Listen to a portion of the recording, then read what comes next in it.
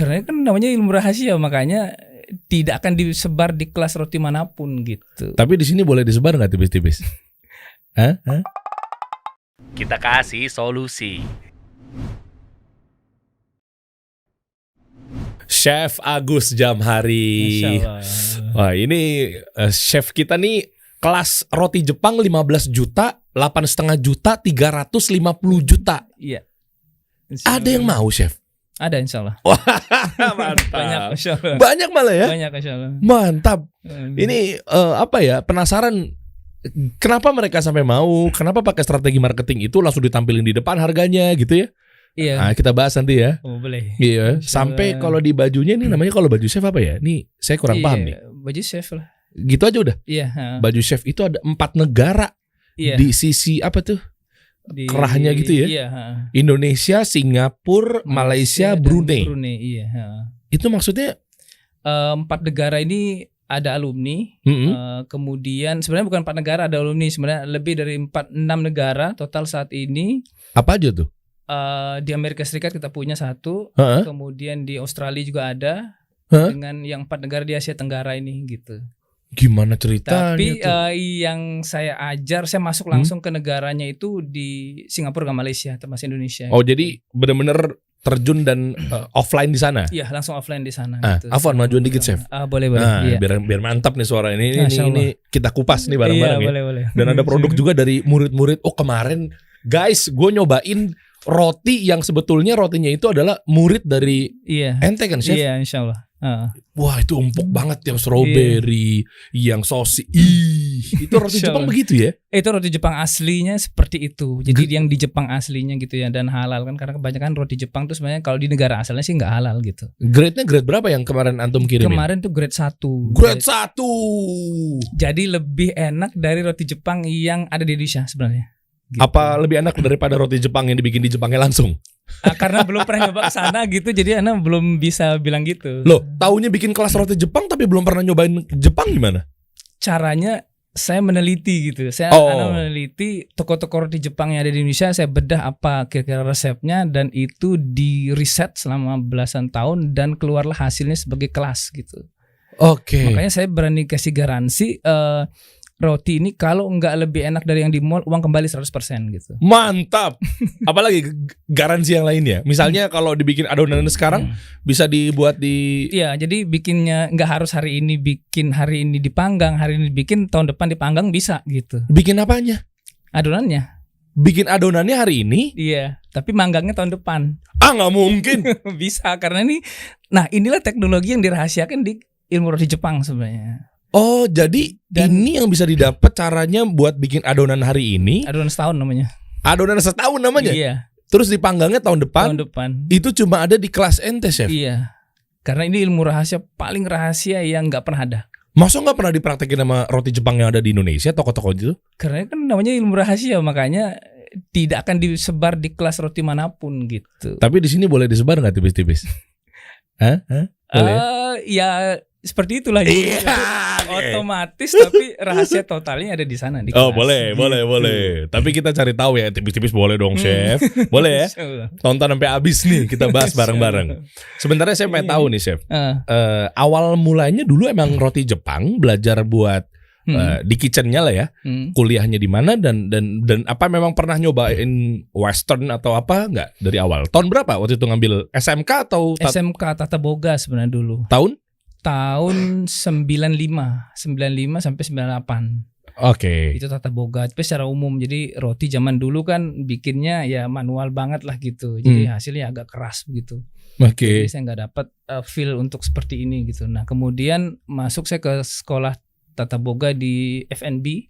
Di mana? Di Bali. Oke. 3 tahun Food and Beverage Division gitu. Tapi lebih ke umum. Jadi masakan-masakan Eropa gitu, masakan-masakan Asia Tenggara kayak gitu, kemudian masakan Arab juga, kemudian masakan Korea seperti itu. Jadi masakan secara umum lah di hotel berbintang. Jadi nggak ada kaitan sama sekali di ilmu roti sebenarnya. Apa yang didapat waktu belajar itu awal-awal? Ya masakan-masakan Eropa. Enggak lebih spesifikasinya? Masakan Perancis sebenarnya. Oke. Masakan berat gitu ya. Oke, masakan berat apapun ya? Ya apapun masakan berat lah, pokoknya mulai dari main course, mulai dari sebenarnya dari appetizer dulu kan, appetizer, sup, kemudian main course sampai ke dessertnya itu. Oke. Nah itu yang dipelajari selama bertahun-tahun gitu. Lah kok tiba-tiba bisa ke roti? Nanti kita bahas pelan-pelan ya perjalanannya ya. Oke, itu bertahun-tahun dari SMK. Dari SMK. Kuliah? Ya kuliah itu di Bali itu, dan memang saya lebih banyak ke masakan-masakan Eropa gitu. Sempat buka restoran atau kerja di restoran untuk Eropa? Hotel berbintang, iya dulu. Hotel berbintang? Iya, di beberapa tempat dulu. Terakhir sebelum masuk ke perusahaan tepung.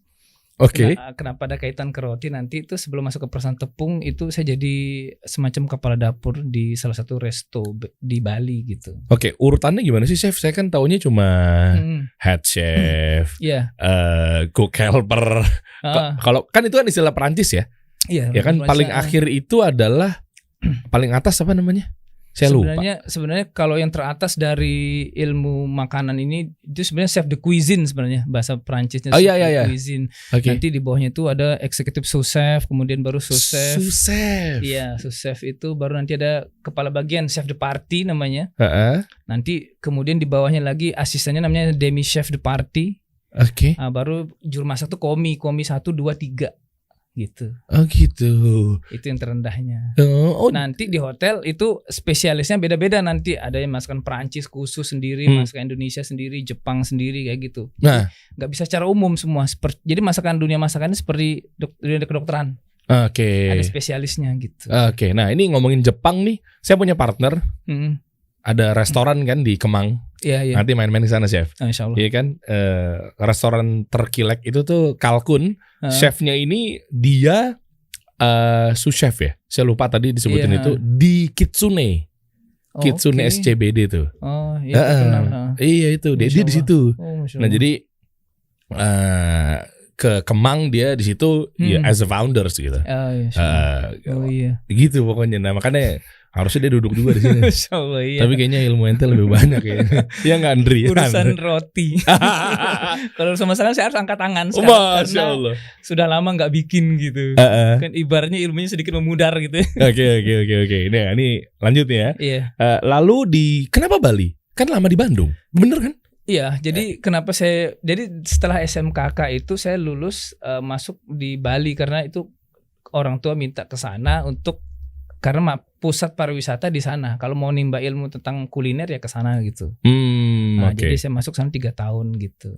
Oke, di hotel-hotel sana tuh ya? Iya, hotel apa aja? Boleh disebutin nggak? Grand Hyatt pernah, yang di Nusa Dua, kemudian Bali Hyatt yang di Sanur, kemudian Le Méridien yang di Tanah Lot dulu. Sama beberapa yang kecil-kecil lah di sana tuh, kayak Patra Jasa dulu yang dekat airport itu. Oke. Itu sebagai apa di sana-sana? Saya komi dulu, komi kan yang terendah dulu.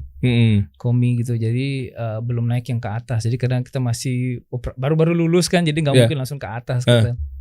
Jadi itu bedanya lulusan di sini sama di luar negeri. Apa? Kalau lulusan dari luar negeri, misalkan dari CIA gitu, di Culinary Institute of America, itu kalau langsung ke sini dia langsung executive chef. Loh kok bisa?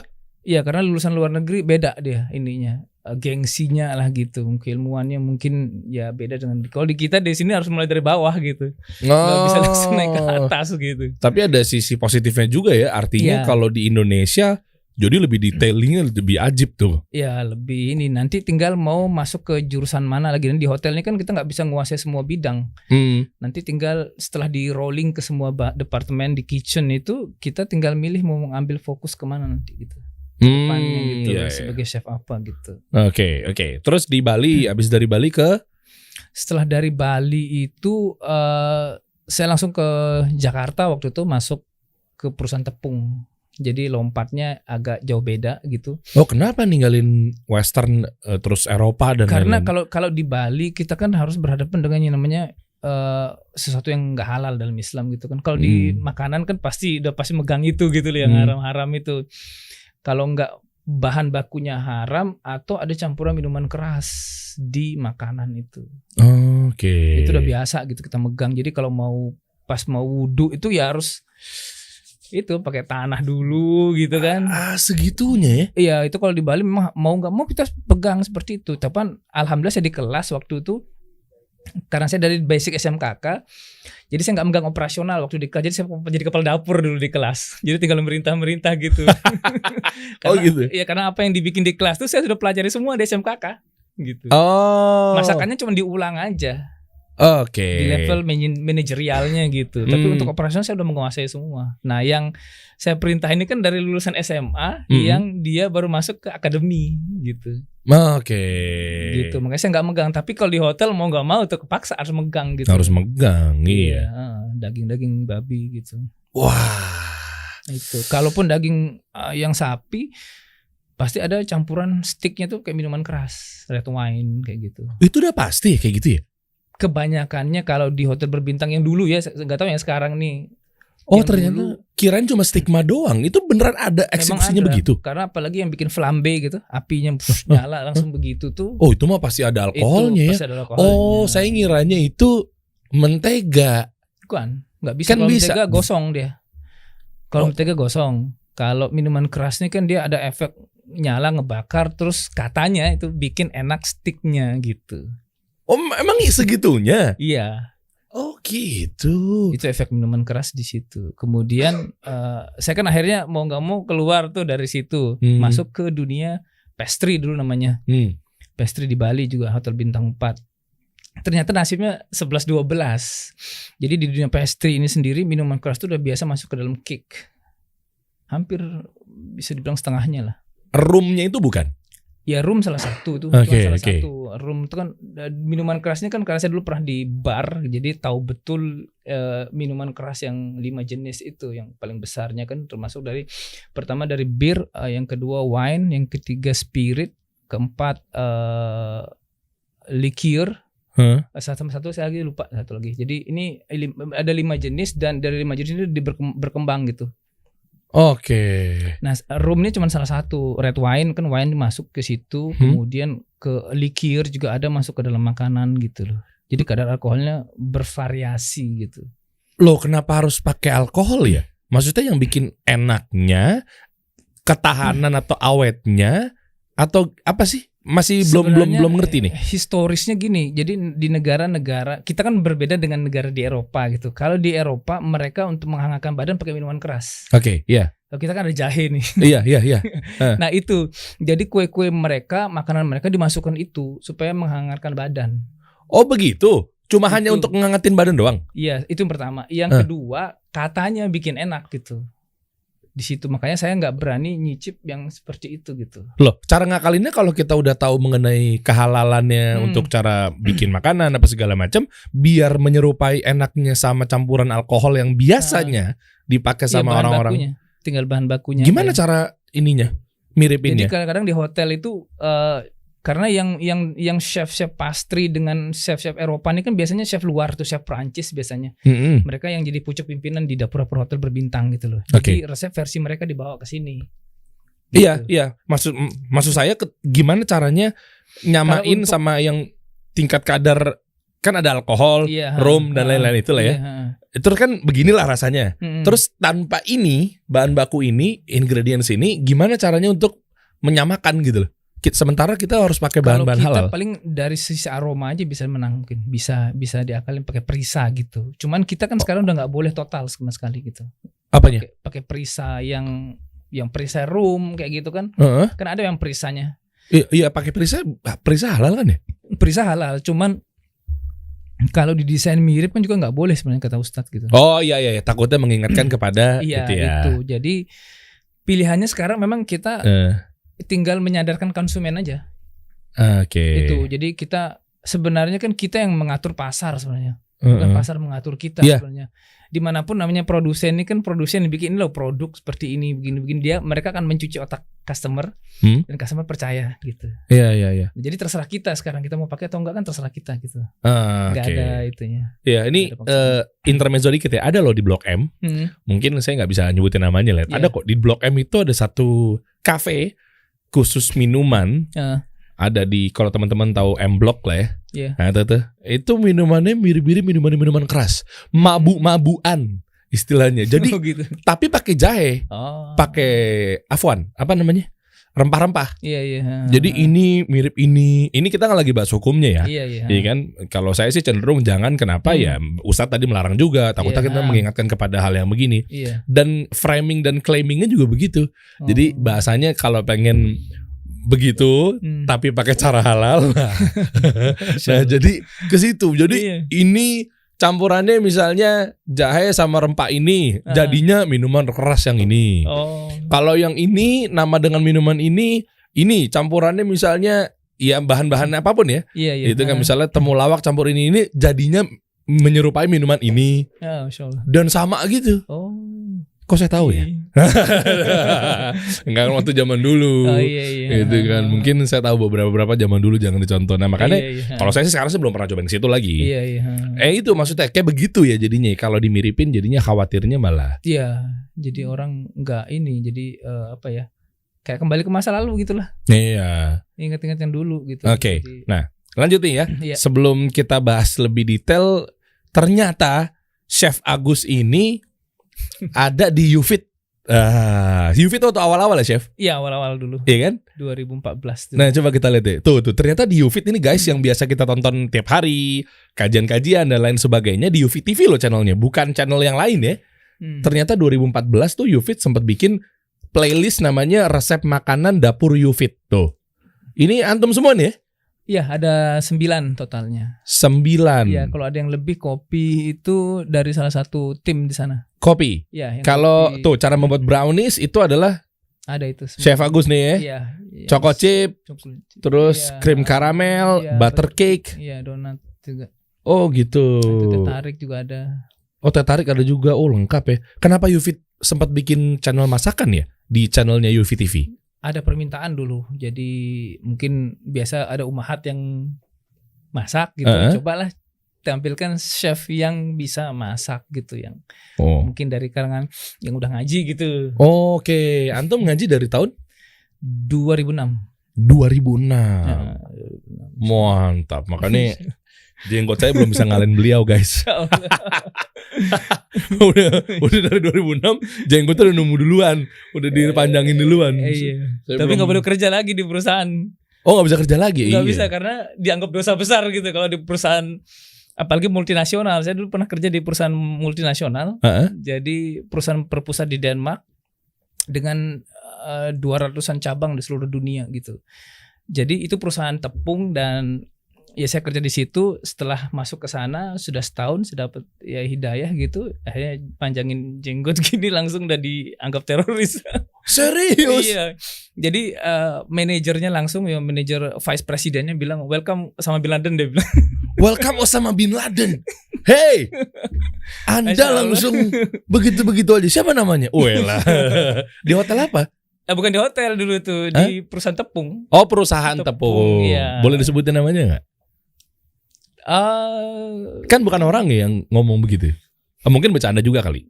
Iya, mungkin bercanda sih, biasa sih teman-teman kayak gitu. Oke, sampai segitu stigmanya ya? Iya, mereka ya mungkin waktu itu kan zaman masih baru mengenal sunnah juga mungkin ya di Indonesia juga gitu kan, belum terlalu ramai gitu loh.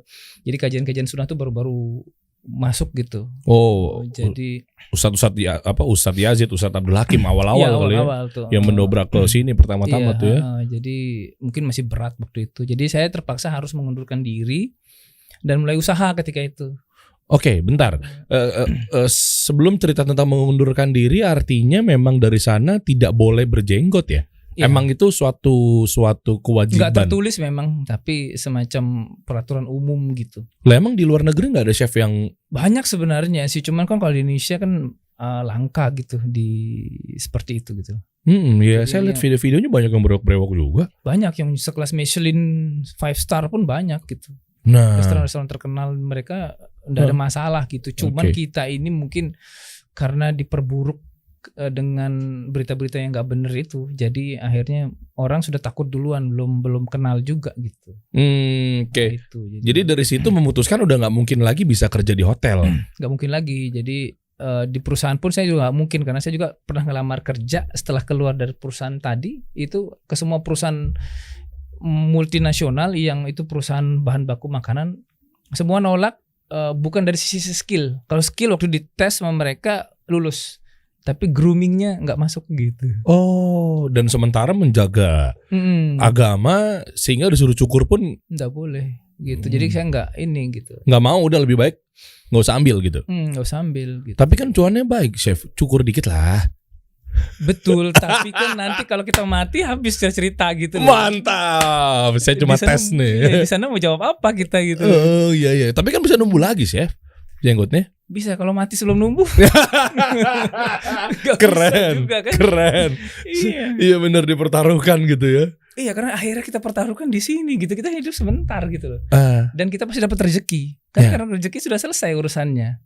Pena sudah diangkat, tintanya sudah habis, lembaran-lembaran takdir sudah mengering. Artinya nggak ada perubahan dari sisi takdir gitu kan.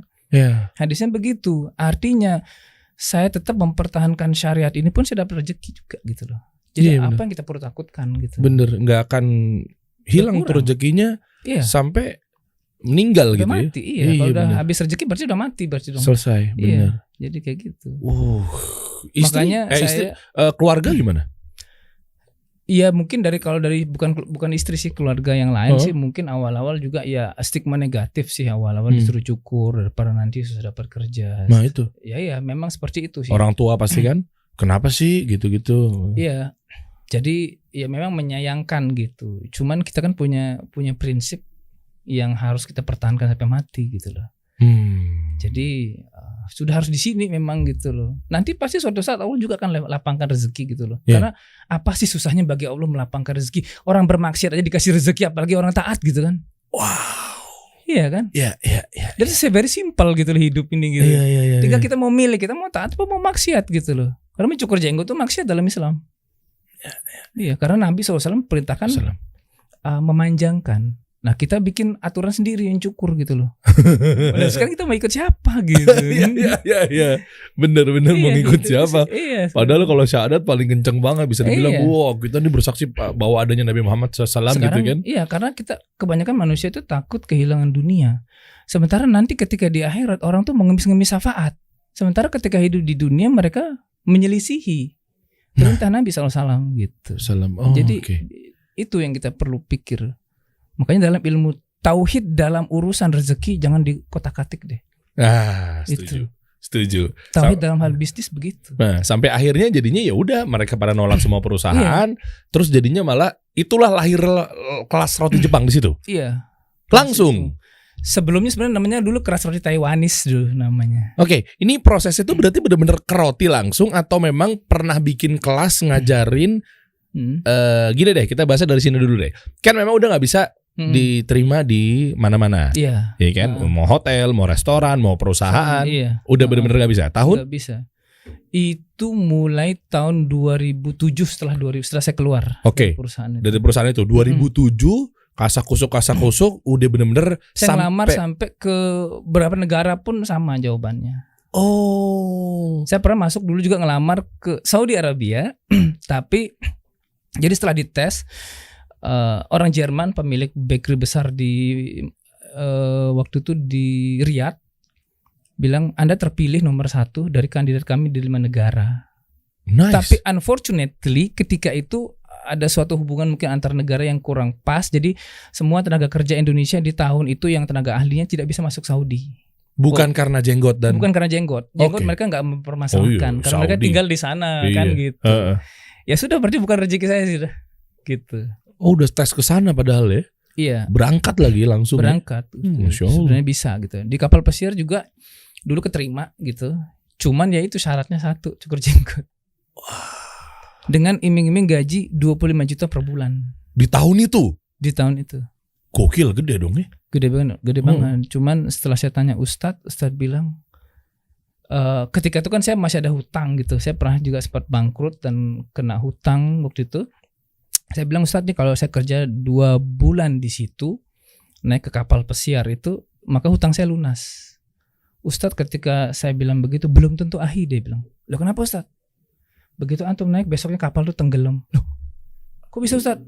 Antum sendiri bermaksiat di situ. Antum sudah ngaji, antum sudah kenal sunnah, antum cukur jenggot, antum tenggelam bawa hutang, dan antum jadi musuh Nabi SAW di hari kiamat. Langsung shock saya begitu dikasih tahu begitu sama Ustadz. Jadi gimana Ustadz? utang saya kan besar. Waktu itu saya bilang ke Ustadz, berapa sih utang antum gitu, kata Ustadz kan. Saya pikir Ustadz membayarin gitu ya. dengan fitrah manusia ya, iya. Bukan maksud minta-minta ya. Iya, fitrahnya kan begitu. Saya bilang, besar Ustadz 35 juta. La ilaha illallah, 35 juta di sisi Allah sangat kecil dia bilang. Allah akan bayar, hatta antum punya hutang tuh miliaran, Allah akan bayar tapi antum tidak boleh sekalipun antum cukur jenggot. Bener Ustadz. Pegang aja kata-kata saya, insya Allah hutang antum Allah segera lunasi, tapi jangan sekalipun antum cukur jenggot demi mendapatkan dunia untuk ngelamar kerja gitu. Ya sudah, saya ikuti kata Ustadz, dan Masya Allah 2 bulan kemudian hutang itu lunas. Kenapa? Saya waktu itu dipanggil ke Malaysia dan Singapura mengajar selama 1 bulan di 4 negara bagian di sana gitu. Oh, berkali-kali lipat tuh langsung ya. Jadi alhamdulillah lunas ketika itu. Baru 2 bulan Ustadz telepon itu. Jadi di situ saya semakin yakin, ya Allah benar ya, orang taat, orang maksiat aja dikasih rezeki, apalagi orang taat gitu loh. Iya, apa susahnya bagi Allah melapangkan rezeki setiap manusia. Orang hatta kan di hadisnya itu dikatakan kalau seandainya manusia dari awal zaman Nabi Adam sampai akhir zaman, manusia dan jin berkumpul di satu tempat dan semua minta, Allah akan kabulkan dan tidak mengurangi 1 titik. Seperti jarum yang dimasukkan ke air diangkat. Nah, itu yang diperlukan manusia dari zaman dulu sampai hari ini, sampai hari kiamat gitu loh. Dan Allah tidak mengurangi sedikit pun dari harta Allah gitu. Perbendaharaan di sisi Allah. Jadi apa yang kita takutkan di dunia ini gitu. Wah, ini itu branding sih. Ngomongin soal utang juga begitu, Chef.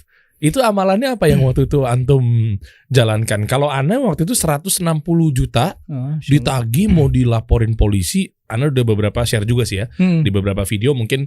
Tapi nggak apa-apa buat teman-teman yang baru nonton sekarang itu. 160 juta hampir mau dipolisikan, mau diadu pengacara sana sama pengacara sini. Dan luar biasanya ternyata Ana buka satu video yang waktu itu ketemunya Ustaz Syafiq Basalama menjelaskan doa melunasi hutang. Dengan polos saja Ana hafalin, Ana amalkan dan lain-lainnya, tentunya dengan adab-adab doa yang benar yang Rasulullah SAW sampaikan gitu kan. Nggak nyampe 30 hari lah genap. Masya Allah.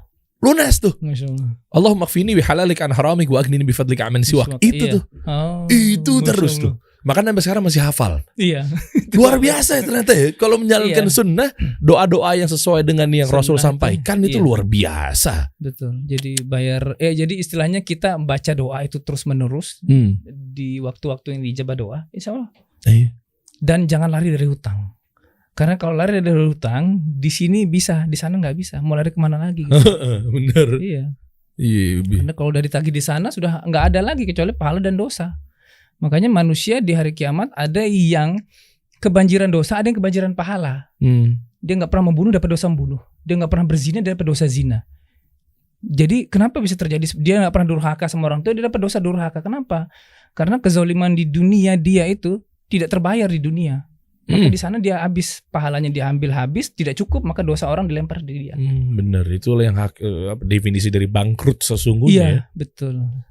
Jadi seperti itu. Nah, 2007 akhirnya ya udahlah mau nggak mau lah, udah pada nggak diterima di mana-mana, sementara masih mempertahankan keislamannya dengan jenggot. Sampai akhirnya di situ usaha sendiri. Usaha sendiri, jualan kaki lima, keliling jalan kaki di Bandung selama bertahun-tahun. Masa Chef? Iya. Jadi kayak masuk ke komplek perumahan, saya pikul itu dagangan, kemudian jalan kaki karena motor saya titip di security. Kenapa? Kalau pakai motor nanti orang manggil nggak kedengeran gitu.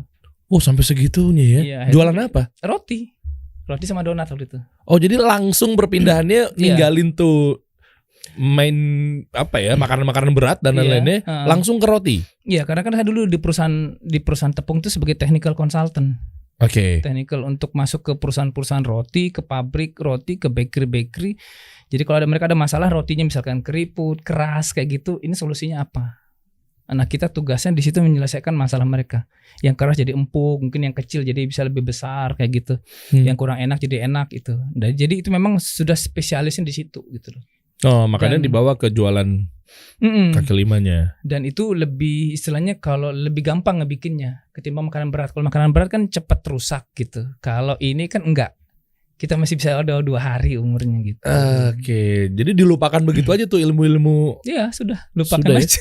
Lupakan itu ada 2 versi nih pertanyaannya. Apakah memang karena sakit hati atau karena memang melihat peluang market yang dan tadi ya mungkin mudah karena roti apa segala macam atau seperti apa? Mungkin sakit hatinya udah lama-lama di sini nggak ada yang mau nerima gue gara-gara gue suruh jenggot apa segala macam atau enggak sih sebenarnya. Jadi kita ngambil peluang market yang dimana kosong di situ.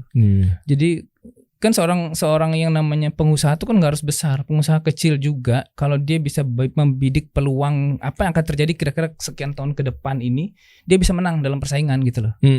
Seperti halnya kayak misalkan Indomie ataupun teh botol sostro di tahun 70-an kan mereka membidik pasar ini kayaknya ke depan bakal rame nih. Mereka punya forecast seperti itu gitu loh. Yeah.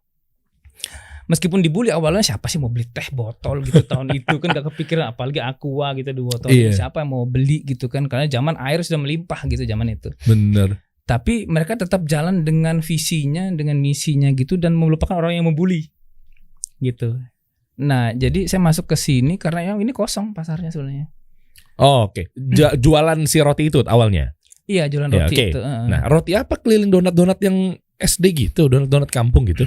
Atau di Bandung? Iya di Bandung ya. Jadi yang seperti itu cuman rasanya yang lebih enak gitu. Oke, apa pengen tahu dong kisahnya dong, berdarah-darahnya sampai akhirnya sekarang kan nanti kita bahas satu-satu ya. Nah. Sampai akhirnya udah punya bocorannya 700-an siswa atau murid ya? Iya yang KRJ sendiri. Kelas roti Jepang 700 dengan rata-rata yang di Indonesia. Ya, di Indonesia dong 700. Iya. Bukan seluruhnya. Bukan, kalau seluruhnya mungkin 5 ribuan ada. 5.000? Iya. Kita gunakan kalkulator saya seperti biasa.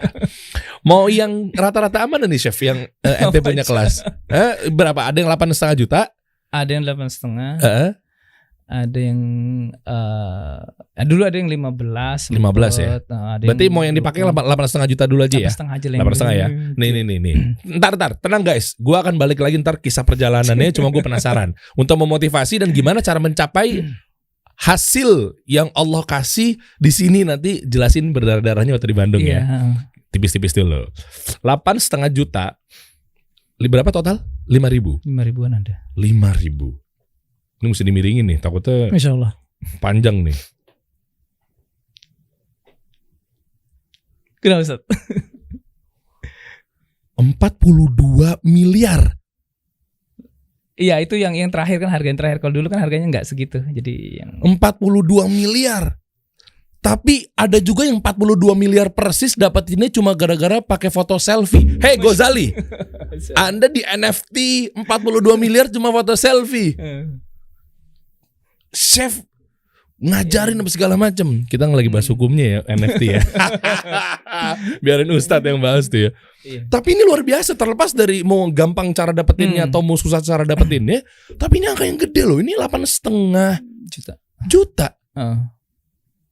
Per satu orang 2 hari kelas gitu. Tapi ilmu yang mereka dapatkan itu luar biasa banget gitu. Jadi makanya kelas yang saya kasih itu saya kasih garansi gitu. Jadi orang merasa tuh no hard feeling gitu. Jadi dia nothing tulus dia untuk kalau nggak enak kan ada uang garansi, uang kembali gitu. Ada yang dibalikin tapi? Nggak ada. Wow. Karena begitu masuk ke kelas mereka istilahnya sebenarnya kan ilmu marketing ini kalau saya sendiri sih namain ilmu membuat kuncian mematikan gitu loh. Wah apalagi nih kayak gulat. Jadi kalau dalam sisi sesuatu itu kita bisa menyalip pesaing di tikungan saat orang lain mengerem, mengurangi kecepatan, kita malah gaspol gitu. Kok gitu? Nggak takut kecelakaan? Nanti kita bahas. Tahan dulu. Emang saya sukanya hobinya bikin penasaran teman-teman. Ngatur flow-nya sabar ya guys. Bukannya apa biar lo nonton sampai habis. Oke ya. Yuk kita mulai dari keliling-keliling komplek di Bandung di daerah Cianjuang. Jadi komplek misalkan kayak dulu tuh namanya Pondok Mutiara, Fajar Raya, The Garden, Tirta Kencana gitu. Itu komplek di antara yang saya ingat ya masih saat ini karena itu paling sering saya jualan di situ gitu. Jual berapa donat gitu? 1.000-an? Waktu itu 2.500. Kemudian kalau rotinya tuh ada yang 3.000, ada yang 5.000 gitu. Ada yang 20.000 juga. Itu nggak jomplang. Pendapatan berapa waktu antum di perusahaan paling tinggi deh sebelum cabut dan dagang keliling kaki 5? Hampir 5 juta waktu itu. 5 juta per per bulan. Apa nih gaji? Yang di jadi di hotel-hotel? Bukan, yang di perusahaan tepung. Oh, tepung. Saya kan jadi saya itu termasuk tenaga yang 10% tenaga ahli di pabrik. Oh. Jadi yang kalau meeting nasional mereka semua ikut. Iya, gitu. tahu. Yang dapat fasilitas rumah sama isinya gitu, di zaman itu. Jadi, paling tinggi berapa gajinya tembusnya di tahun itu? Waktu itu 5 juta kurang. 5 juta ya. Itu di tahun itu oke lah ya. Sudah gede banget. Oke, lanjut. Terus tiba-tiba dapetin jualan donat sama roti keliling itu berapa ya? Nggak nyampe 5 juta paling sebulan. Enggak sampai, kecil banget tuh kayaknya. Kecil banget, sedikit sih. Karena kan kita maksimalkan tenaga juga nggak mungkin, karena kita mulai dari belanja bahan, bikin langsung ngejual. Belum pakai resep yang bikin sekarang buat tahun depan dipanggang.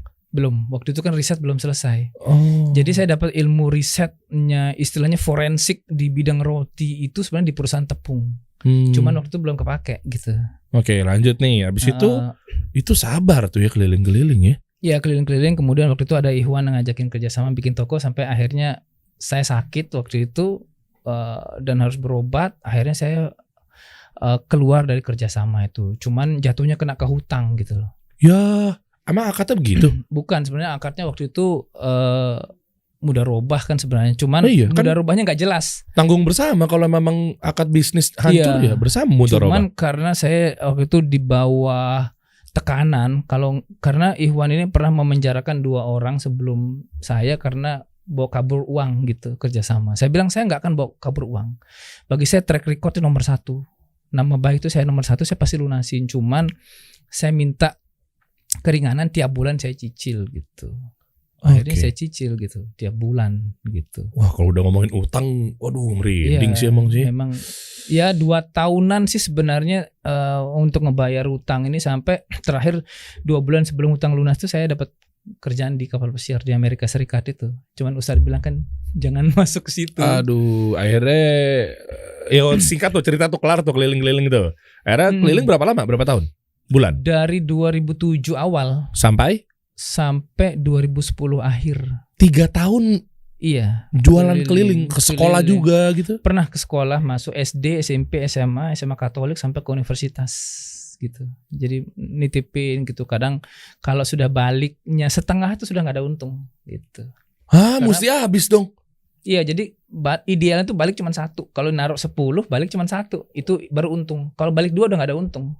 Karena marginnya tipis banget ya. Iya, karena nggak ada yang ngajarin waktu itu saya tentang ilmu strategi marketing, kan psikologi apa segala, saya nggak pernah ini. Jadi sesudah bangkrut seperti itu kan, jadi teman waktu itu sempat ngeminjemin buku ilmu marketing Pak Renal Kasali. Masya Allah. Dari situ saya baca, oh ternyata ini Indonesia gitu loh. Nah di situ saya berubah mindset. Apa? Untuk ngejual yang harga tinggi. Nah, Dari situ titik baliknya. Jadi saya ngajar kelas juga dari awal. Ngajar kelas setelah jualan itu langsung memang tinggi harganya gitu. Tapi kan marketnya beda-beda, Chef. Nggak harus kena dijual tinggi pun juga ada aja yang nggak ambil. Iya, dong. Betul. Artinya kita kan sebenarnya harus istilahnya ya legowo. Iya. Kita bagi rezeki deh, yang murah lu yang ambil deh. Iya. Lu yang ambil kelas atas aja. Bener. Dan saya pernah bilang juga ke beberapa kelas saya tuh, untuk kelas bisnis sama digital marketing, harga berbanding lurus sama persepsi kan. Kalau kita mau jual tinggi, persepsi Anda ya juga harus diatur. Mungkin kontennya jangan terlihat bahwa persepsinya menengah ke bawah, kelihatannya kontennya nggak proper, nggak maksimal, hasil produknya juga kurang berkualitas misalnya, tapi jualnya malah tinggi. Nah itu kan nggak berbanding lurus sama persepsinya. Iya, sebenarnya sih dari mindset pertama. Iya. Mindset ini, kalau mindset kita miskin ya nggak bisa jual. Kalau kita pengen istilahnya menjual ke kelas atas, maka mindset kita harus mindset orang kaya. Iya.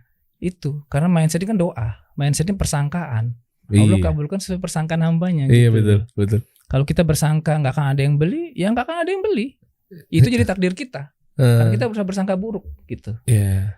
Nah di manapun saya ngajar itu sama. Mau di Malaysia, di Singapura, harga kelas itu memang 4 kali lipat dari chef lokal yang ngajar gitu. Dan masuk, kok bisa gitu, makanya orang di sana heran gitu. Chef kok bisa kita ngejual 100 ringgit aja kok setengah mati harga kelas. Chef ngajar 1.200 ringgit. Sementara chef lokal ngajar 300 ringgit waktu itu. Wow, berperangnya sama lokal lagi. Terus gimana? Ya alhamdulillah, jadi mereka ini kan ada sisi strateginya gitu loh. Jadi buku-buku yang saya baca itu ya saya nggak tahu gimana tapi saya terapkan coba gitu loh. All by feeling gitu loh. Karena kita rasio kadang-kadang nggak masuk gitu. Jadi kita ngejual kalau orang lain misalkan alumni kan saya suruh ngajar. Jadi mereka dapat ilmu dari saya, mereka boleh ngajar. Di saat kalau kelas lain nggak boleh, mereka akan katakan awas kalau ngajar saya tutup di akhirat. Setuju, bener. Banyak yang seperti itu. Tapi saya justru saya support alumni ngajar. Kenapa? Kalau alumni ngajar satu mereka balik modal. Iya. Kan? Yang kedua saya dapat pahala. Kan ilmu bermanfaat. Oh iya. Ya kan? Memang banyak pertanyaan saya apa nggak takut nih? Lahannya habis. Saya bilang lahan saya nggak mungkin habis. Saya bilang. Kenapa? Kita kalau kita mau bikin perhitungan gitu, saya ngajar katakanlah kalau satu kali kelas itu maksimal 26 orang, dikalikan seminggu tuh dalam sebulan 4 kali, dikalikan selama setahun, dikalikan anggapnya 30 tahun lagi saya hidup, saya bilang itu tidak ada 1% dari penduduk Indonesia loh, apalagi penduduk dunia. Iya. Kayak tadi saya ngitung aja ya. 0,5 juga nggak ada, 0,1 pun tidak ada. Saya bilang apa ini kita mau perebutkan? Terus saling tuntut-tuntutan di akhiran, saya bilang nggak level lah, kita bilang itu berebut urusan dunia, saya bilang gitu loh. Jadi kalau alumni mau ngajar silakan, tapi saya punya strategi. Ketika alumni ngajar, harga kelas saya naikkan. Malah dinaikin? Iya. Di zaman pandemi ini saya naikkan harga. Karena biar terpisah sama marketnya si alumni. Satu itu, yang kedua menjaga prestise orang, gitu.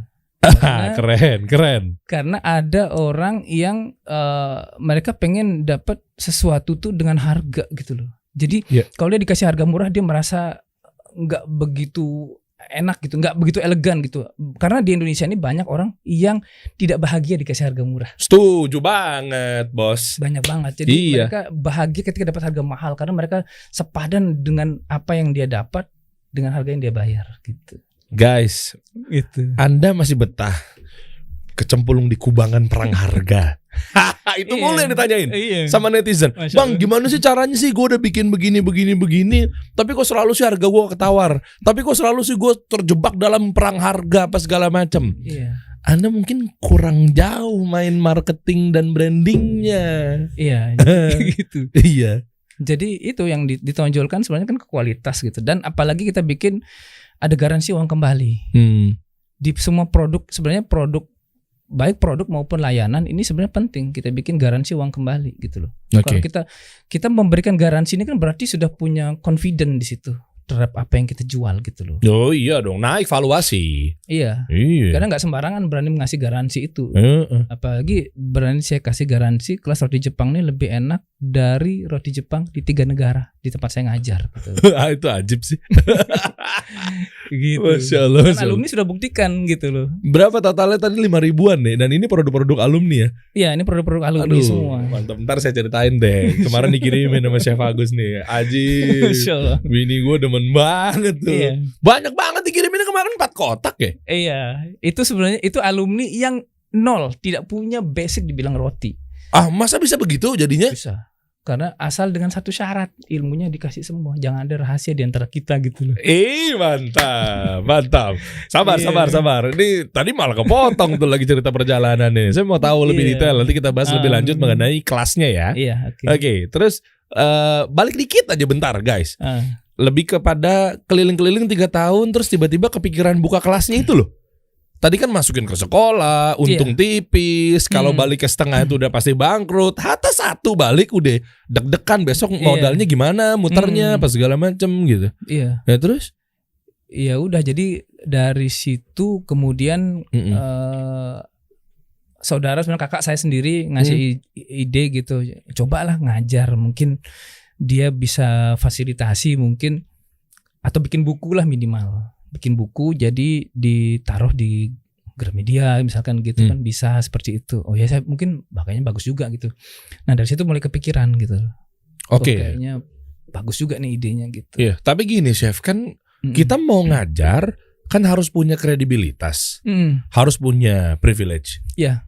Iya kan? Nah artinya dengan jualan keliling tanpa mendiskriminasi apa-apa ya. Iya. Oke. Keliling itu kan ngajarnya di mana letak kredibilitas dan valuasi diri kita. Sementara kita ngajar elu aja balik setengah aja masih deg-degan gitu. Hah? Iya. Itu gimana? Jadi namanya kalau kita nggak pernah hadir di publik, orang nggak akan percaya gitu loh. Siapa lu gitu kan? Jadi ya harus berani nyoba pertama kali untuk datang. Ya meskipun ada trial and error dulu dan harganya juga nggak kayak sekarang. Jadi awal-awal masih murah banget gitu. Berarti bangun personal branding dulu di Instagram. Belum ada Instagram zaman tuh. Lah terus gimana cara ngangkat persona diri?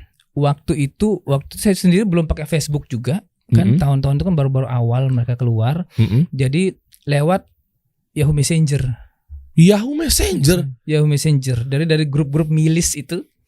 Di Yahoo itu salah satunya grupnya itu waktu itu Bangomania. Kan zaman tuh masih ada. Apa tuh? Jadi grup kuliner yang memang biasanya orang-orang yang terjun di kuliner di situ. Yang bisa suka wisata kuliner kan zaman tuh lagi marak gitu. Jadi saya ngelepas iklan di situ. Berapa satu iklan? Waktu itu kan gratis waktu itu.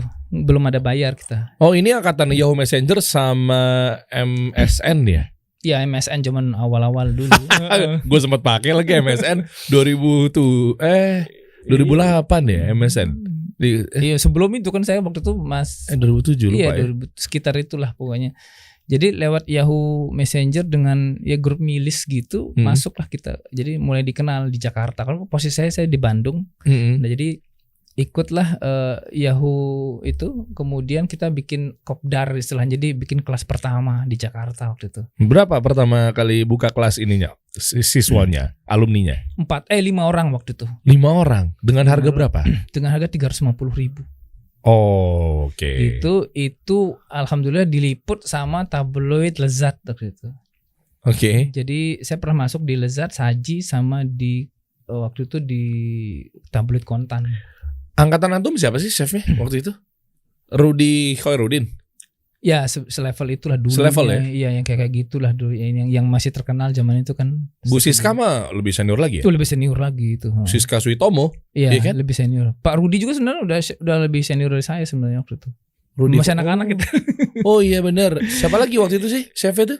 Kalau yang di Jakarta tuh Pak Sahak pribadi dulu kalau untuk ibu-ibu biasanya. Saya nggak tahu tuh. Mungkin ibu saya tahu. Sekelas Chef Yongki gitu lah. Chef Yongki. Ya selevel kayak gitu seperti itu. Tapi waktu itu saya juga karena belum dikenal jadi sama event organizer-nya dulu diminta kalau bisa sama Pak Sahak ya tak undang gitu. Oh iya nggak apa-apa dah karena kan saya belum dikenal gitu siapa sih gitu kan. Oh jadi pansos. Iya. Waktu itu. Tapi qadarullah beliau nggak bisa datang gitu. Akhirnya saya sendiri ngajar gitu. Wih panggung sendiri tuh Ajib. Terus? Iya, dari situ mulai dah bergerak. Jadi mulai dikenal gitu. Oke. Masih lewat milis waktu itu. Jadi kadang-kadang saya ngirim japri ke email zaman itu kan belum ada WhatsApp, belum ada Instagram zaman itu. Jadi lewat email, orang baca email kan tiap hari dulu. Satu-satu. Sekarang udah punya strateginya tuh email marketing sekarang chef. Iya, Masya Allah. Iya, jadi langsung bisa ngeblas 10.000 email. Iya gitu tuh. Kalau zaman itu kan susah banget. Iya, satu persatu gitu. Waduh. Ada yang di grup tapi di ban juga kita. Kenapa? Karena berisik. Bukan karena mungkin bukan grupnya grup masakan mungkin. Oh, nggak cocok marketnya. Nggak cocok iya. Di ban. Di ban akhirnya dikeluarin kadang itu kayak gitu. Oh gitu. Wow, susah payahnya tuh. Terus puncak-puncaknya gimana? Nah, ini udah mulai masuk kelas nih ya.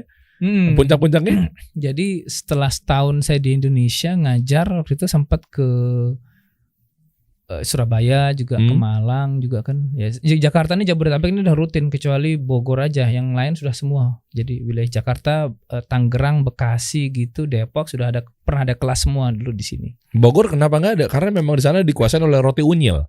Bukan belum ada yang manggil. Kita kan pakai tempat orang. Oh gitu, hey panggil dong. Jangan-jangan di sana gara-gara punya ciri khas sendiri roti unyil sehingga nggak mau ada roti Jepang. Padahal unyil boleh dong ke Jepang harusnya. Nah itu waktu itu namanya roti Taiwan. Oh bukan kan, Jepang? Bukan, karena awal-awal kan roti Taiwan yang masuk ke Indonesia. Oh gitu. Generasi awalnya. Bedanya apa sih? Kita sebelum bahas Jepang roti Taiwan dulu deh. Maksudnya roti Indonesia sama roti Taiwan itu bedanya apa? Tingkat kelembutannya Zaman kah? dulu satu kelembutan, yang kedua variasi mereka kan banyak banget gitu. Emang ada bedanya ya? Roti-rotinya. Coba googling dong. Roti Taiwan tuh kayak apa sih, Chef? Ya mirip-mirip roti Jepang gitu. Hampir mirip. Gini, yang di mindset saya nih roti Jepang, roti Taiwan, sama roti Indonesia. Kalau kemarin sih yang dikirimin di saya, iya roti Jepang kan? Iya roti gitu loh. Iya. Tapi mungkin yang ada wijennya itu roti Jepang. Semua khasnya. sebenarnya yang kemarin itu semua roti Jepang semua. Paham. Tapi maksudnya yang lebih menspesifikannya, apakah kemarin lembut banget sih itu dari alumni River's Bakehouse itu kan? Iya, betul. Iya kan? Sokupan tawarnya itu, lezzato numero uno, jadi Italiano. Iya kan? Nah, apa yang membedakan roti Taiwan tuh maksudnya gimana? Sebenarnya dari beberapa bahan aja di dalam resepnya sendiri sebenarnya sih. Bentuknya mungkin dia hampir sama kayak Jepang. Cuman kan ada spesifik bahannya yang berbeda gitu. Bentuk tuh bentuk lingkarannya gitu. Ini bentuknya sama semua. Ini roti Jepang, roti Taiwan ini ya seperti ini gitu. Gitu, sama. Bentuk apanya sih? Mungkin saya awam banget ya, nggak nangkep nih bentuk apanya? Bentuk rotinya. Iya, bentuk rotinya ini kan ini bentuk seperti ini. Kan. Emang kalau Indonesia gimana rotinya? Kita kan dulu nggak banyak bentuk, yang roti sosis nggak ada zaman itu kan. Paling rotinya nanas, kacang isinya kan. Kalau yang di Bretok tuh apa tuh? Bretok di bawah nih kokas. Itu roti Taiwan sebenarnya. Di generasi awal roti Taiwan di Indonesia. Makanya itu yang masuk pertama, Bread Story, Bread Life tuh roti Taiwan semua dulu. Oh ya, Bread Life tuh. Jadi saya ngangkat itu karena kenapa pas momennya nih orang pengen kayak roti yang di mall gitu. Gimana sih? Karena mereka pernah kursus ke banyak tempat. Ya rotinya mah roti ekonomi semua gitu loh, roti-roti kampung kayak gitu. Iya. Dan memang saya nggak ngerti ya. Kalau di ilmu roti ini kayaknya ilmunya kok kayak nggak disengaja, nggak dikasih tahu gitu. Emang iya. Coba kita beda bareng-bareng dengan goalsnya Chef Agus Jamhari ini bikin kelas roti Jepang. Yang waktu awalnya roti Taiwan deh. Sampai akhirnya kok berpikir bahwa kenapa chef-chef roti nggak dikasih tahu secara gamblang? Masa iya? Ya, saya sendiri nggak ngerasain dulu ketika kita nanya ke chefnya itu jawabannya terlalu diplomatis. Jawabannya kayak gini, ya memang dari dulu ya resepnya begitu gitu loh. Lah emang begitu, memang nggak dapat knowledge ya kali chef. Memang dia nggak punya skillnya kali. Mungkin, atau kadang-kadang mereka yang ahli tuh ada yang oknum lah saya katakan, dia nggak pengen tersaingi gitu loh. Oh, I see. Ya elah, bos. Ya itu perbedaannya juga. Makanya ketika termasuk di perusahaan tepung itu juga begitu. Jadi saya nggak bisa dapat apa sih sebenarnya rahasianya sebenarnya di balik, kecuali saya bikin riset sendiri gitu. Oke. Loh, tapi kan ketika dia nyimpen tuh resep kan gimana ya, niatnya mungkin nggak pengen tersaingi, tapi dia punya alumni, misalnya buat nih roti, tapi kan alumni nanti akan berjualan kan, nah betul. Sementara si chef ini yang merahasiakan atau mendiplomatiskan bahasa narasi dan lain-lain itu kan pasti bawa portofolio dong. Contoh, saya portofolionya misalnya saya buka kelas Jepang, roti Jepang. Udah megang apa aja chef, alumninya tuh Bread Talk, Bread Life. Kemarin saya cobain Bread Talk kayaknya so-so ya. Misalnya contoh doang nih ya, tanpa harus tanpa harus mengurangi kredibilitas Bread Talk nih contoh. Atau mungkin ini, lah kan bumerang ke dia sendiri. Iya, jadi apa ya? Dalam dunia chef ini sendiri sebenarnya mereka melepas sebenarnya. Jadi gini, mereka sendiri dalam kode etik seorang chef, alumninya nggak boleh dikasih tahu sebenarnya. Memang nggak ada tertulis seperti itu, tapi kenapa? Karena kalau misalkan, ini alumni saya ini merek ini, jadi merek besar gitu, orang jadi tahu gitu loh rahasianya. Oh, nggak boleh begitu. Kalau beda nih. Ini mantap nih, obrolannya dua arah nih. Maksudnya kalau di dunia saya, kami gitu ya, yang di agensi media, digital marketing, justru kita malah dipublish. Kita pernah megang Grab. Kita pernah megang Nestle, kita pernah megang Le Mineral, Aqua dan lain-lainnya gitu kan. Itu kan suatu daya jual kan. Kalau di chef enggak kayak gitu? Enggak, beda. Jadi dia harus merahasiakan.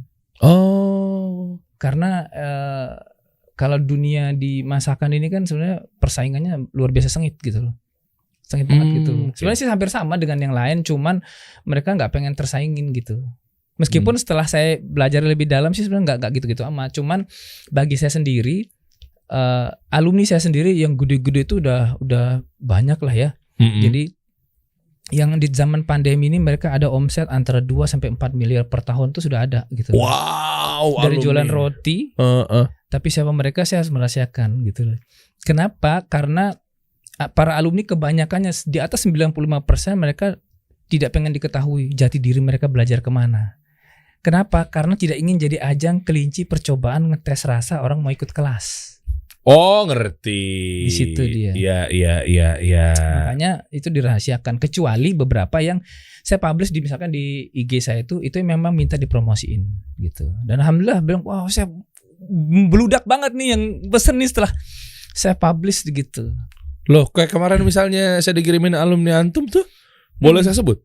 Boleh, nggak ada masalah. Tadi kesebut lagi Refresh Bakehouse. Nggak apa-apa karena itu memang mereka minta dipublish gitu loh. Buat daya value dan lain-lainnya. Value dia gitu. Jadi supaya diakui gitu bahwa ini loh alumni yang sukses gitu loh di Tangerang Selatan kayak gitu kan. Jadi saya sebut merek mereka atau beberapa alumni yang lain saya sebut masuk di IG saya itu. Jadi kalau alumni minta dipromosikan saya akan promosikan gitu. Tapi emang lembut banget sih, kemarin istri juga doyan banget lagi itu. Itu orang interior. Itu orang interior sebenarnya. Bisa bikin roti? Bisa. Berarti di kelas antum tuh bener-bener siapapun juga bisa belajar dari nol? Sangat bisa. Oke. Yang penting bisa baca tulis aja. Ya, betul. Jujur, yang yang strawberry itu tuh, itu kan di Bread Life juga ada tuh. Iya. Yang apa sih namanya tuh yang ada cupnya tuh? Yang saya kemarin kalau bahasa Jepang itu Suturuberi Jizupang. Oh gitu. Ada di video ini belum saya edit nih. Saya kemarin sempat review tuh. Iya. Refresh Bakehouse itu. Itu diadu sama Bread Life karena jujur saya sebelumnya saya doyan roti. Oke. Ya, saya nggak ngerti lah resep-resepnya. Yang penting saya doyan roti. Ya, kan kelihatan dari postur badannya kan ya. Mengembang gitu. Nah, di Bread Life saya suka yang ente ajarin mengenai strawberry itu. Ya kan di Bread Life tuh kalau nggak salah blueberry itu dia. Oh, iya, apa strawberry juga lupa, pokoknya blueberry. Oke. Yes, ada blueberry juga. Iya, ya kan. Dengan konsep begitu, saya nggak bisa deskripsiin karena memang keterbatasan karena saya taunya makan doang. Intinya dia punya itu. Pas kemarin yang antum kirimin nih alumni nih, cobain dong, minta feedbacknya apa segala macam. Pas saya lihat yang itu, lah ini Bread Life nih, pengen tahu nih. Walaupun mungkin nggak mirip ya, di Bread Life sih nggak ada cupnya sih. Oke. Saya cobain tuh yang tengah-tengah keju. Wah, ajib, diadu sih. Ini kalau Bread Life karena memang untung lo nggak endorse, harusnya lo endorse gue selamatin lo Bread Life. Karena lo nggak endorse gue bilang gue pilih Refresh. Iya.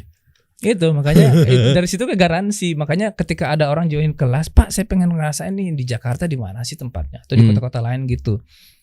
Sebenarnya di kota lain tuh banyak banget gitu. Cuman saya kan harus silent gitu. Kalau di Jakarta saya bilang itu di Refresh Bakehouse aja ada. Oh jauh Pak, nggak ada jauh Pak. Saya bilang pakai Gojek aja, Gosen kan bisa gitu. Oh di Tangsel Bintaro kali, BSD. Iya, BSD. Oh, oke. Jadi mereka beli ke sana gitu Pak. Kalau di tempat lain gimana sih kita ngerasain gini? Dikirim bisa nggak? Saya bilang kalau dikirim agak beresiko. Saya bilang bisa rusak. Nah itu loh, kemarin kan jadinya mohon maaf ya, ini tim kasih solusi kan tadinya kan harusnya ke sini. Tapi lucunya boleh saya kasih tahu di sini kan. Lucunya ini gue mau buka dapur nih guys. Chef Agus ini ingetnya 15 Februari. Iya. Syuting podcast. Seharusnya 15 Januari. Enggak, jadi saya ingat itu 15 Januari tapi salah ketik. Jadi 15 Februari. Ini kita bongkar dapur dikit ya, Chef. Iya kan? Nah, habis itu 15 Januari harusnya. Harusnya hari, iya. Nah, terus saya terima jadwal dari tim kreatif saya. Oke. Masuk 15 Februari nih anak-anak nih ngaturnya nih. Lama amat bulan depan, iya kan? Iya. Nah, habis itu oh ya udah deh gitu. Saya acara keluarga, saya kemarin juga nge-host kajian sama Ustadz Zulkarnain dan lain-lainnya gitu kan. Terus dapat kabar ternyata chef udah di depan kasih solusi. Hah, gimana sih ini maksudnya? Terus udah saya bacakan screenshot kan dari Lombok ya. Iya. Ya Allah, kasian juga lah, bukan 15 Februari. Ternyata pas saya buka screenshotnya lagi, malah chef chatnya saya sendiri salah tanggal. Iya kan ya? Iya. Nah, harusnya 15 Januari tapi ngetiknya Februari. Iya. Mungkin waktu itu lagi ketumpahan tepung kali ya, jadi nggak fokus. Lagi nulis buku sebenarnya itu. Gitu. Jadi kira lagi nggak fokus karena tepung mana-mana nggak ngetiknya. Ya Allah, kasian banget. Makanya ya udah. Akhirnya dikirimin ke rumah saya tuh. Iya. Iya kan, mau ngirim ke kantor Sabtu Ahad kan kantor nggak ada orang. Betul. Nah itu ini nyambung sama obrolan. Kenapa emang nggak bisa ditunggu untuk berapa hari ya? Tapi yang sosis si refresh itu saya makan kemarin nih. Berarti artinya udah 2 hari ya? Iya udah 2 hari. Karena kan nggak mungkin saya makan semuanya. Walaupun saya bagi-bagiin apa segala macam kan ke keluarga. Nah maksudnya artinya kok masih lembut ya? Itu dahsyat loh yang bisa sebenarnya. Sosis tuh apa sih yang kayak sosis kayak bunga. Kayak bunga. Iya. Itu empuknya sempuk-empuknya. Tanya istri saya. Masya Allah. Tuh Masya Allah loh. Kok bisa 2 hari padahal? Lah kalau gitu bawa ke kantor aja. Kasian liatin. Saya khawatir enggak. Editor saya mukanya dari tadi udah melas gitu kan. Gak dapat roti yang dikiriminnya banyak banget. Gampang ntar kita urusin lagi. Itu kok bisa empuk? Tau gitu kirim ke kantor. Enggak, saya khawatir aja, takutnya enggak sampai hari Senin sudah expired duluan gitu kan, sayang gitu. Karena nggak ada bahan pengawet. Karena nggak ada bahan pengawet. Kita ngajarin nggak ada bahan pengawet tapi bisa tahan lama gitu loh. Oh, lah ini gitu. Udah masih ada 1 apa 2 tuh di rumah tuh. Iya kan? Karena banyak banget kan kirimin, Masya Allah tuh refresh bakehouse. Lah itu gimana kalau saya makan sekarang? Boleh nggak? Apa berjamur? Dilihat kondisi nanti, tinggal dilihat aja di bawahnya tuh ada jamur nggak? Oh jamur-jamur yang abu-abu hijau-hijau tua gitu kan? Iya, itu. Biasanya tuh. Iya kayak gitu dilihat. Saya kemarin sosis caplok aja udah, tapi enak ya bodo amat. Iya sama enak sih nggak ada masalah sebenarnya kalau mereka pakai sarung tangan sendiri pada saat mengemas itu roti sebenarnya bisa 8 hari di suhu ruang tanpa pengawet sebenarnya. Tuh kan, tau gitu bawa ke sini. Cuman saya nggak ngerekomendasi karena kita nggak dapat rasa terbaiknya. Oh setuju, karena makin kesini pasti kan berkurang ya. Terus juga kering agak mengeras gitu kali ya. Jadi dalam kondisi terbaiknya itulah kita sajiin gitu. Oke. Kita bahas mengenai apa sih aktivitas yang ada di kelas sampai akhirnya bisa menghasilkan karena Allah gitu kan 42 miliar tanpa NFT ya. Ada ujungnya menghasilkan 42 miliar tanpa Bitcoin ya. Oke. Kan lagi rame itu dapetin duit segitu tuh. Enteng banget kayaknya. Enteng banget zaman sekarang nih. Oke ya lanjut. Nah terus apa yang disajikan gitu? Maksudnya kelas dengan orang bela-belain 15 juta. Bedanya VVIP 350 juta. Jadi, jujur chef, kalau gue sih mending beli mobil ya chef. Betul. Kenapa? Karena resep ini sendiri kalau mau diadu tanding dengan kelas manapun, kelas yang selevel gitu, bisa menang. Itu. Yang kedua, mau diadu tanding dengan bakery manapun yang paling enak di Indonesia, Singapura atau Malaysia, ayo aja. Oh, jadi penasaran. Coba buka @agusjamhari 79. Gitu, iya. 79 tuh tahun kelahiran apa gimana sih? Tahun kelahiran. Iya ketahuan. Kita beda 10 tahun ya. Masya Allah. Ana 89. 89 ya Masya Allah. 33. Oh iya dong 43 lah. Iya kan, nah, berarti 10 tahunnya tuh. Iya. Chef sendiri yang nyebut lagi. Oke. Nah ini nih 27.000 followers. Agus Jamhari 79. Kelas offline roti Jepang 15 juta. Kelas online roti Jepang 15 juta. Lah kok sama? Orang online kan harusnya lebih murah chef. Nanti kita bahas ya. Iya oke. Kelas online donat madu Jepang. Apa donat madu? Ada tuh Jepang ya. Ada 15 juta. Kelas offline VVIP 350 juta. Setara dengan mobil Avanza atau Innova yang baru. Innova yang seri terendahnya. Innova seri terendah 350 juta. Iya sekitar itu Innova terendah. Gue mau mendingan beli Innova chef. Kalau Innova kan berkurang dia. Ngerti. Kalau ilmu makin lama makin mahal. Ya oke. Makanya saya bikin di sini di salah satu postingan itu ada resep perusahaan terkenal itu yang 142,5 triliun. Apaan? Resep. Itu. Nah, terus bawah lagi, terus ke bawah lagi sedikit. Nah itu. Itu 142,5 triliun itu di sisi terang.